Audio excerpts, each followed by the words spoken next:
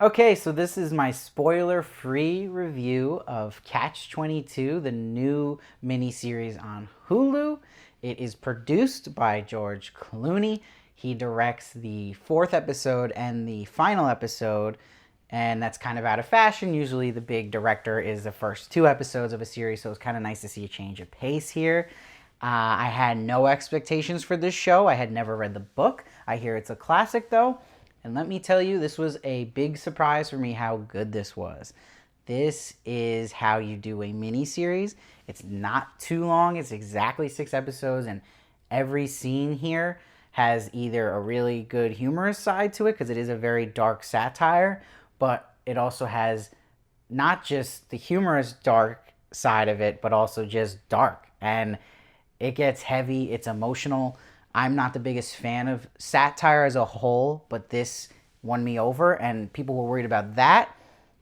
Just know that there's so much deep story here, and it isn't all just jokes. It's a perfect blend, and you see that George Clooney's only in a little bit of this. He's a minor part, as is Hugh Laurie. They're both great in it. I wish Hugh Laurie was used just a little more. He kind of seems pointless, but George Clooney's great as usual. And what worried me was what happens in that, like that movie Hail Caesar.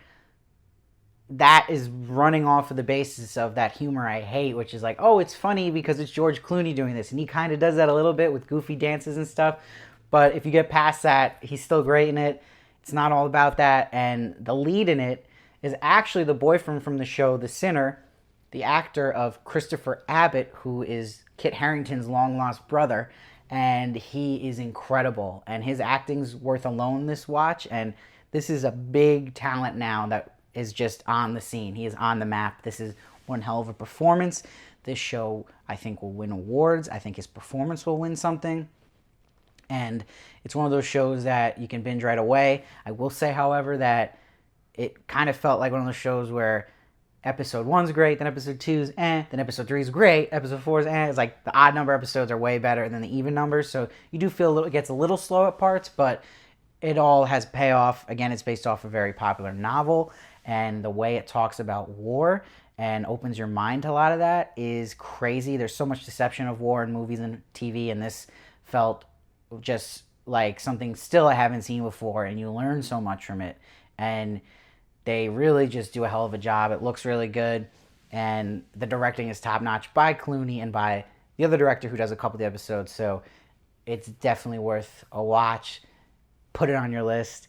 I'm going to give this show a 8. No, I'm going to give it a 9.1. That is my gut instinct. I think you'll really enjoy it. Definitely check it out, and if you're not into war stuff, because this takes place during World War II, you're still going to like this. Again, that's not my preference either, but I still enjoyed it. So it was something that's not really my taste that was going against migraine, and I loved it. So check it out.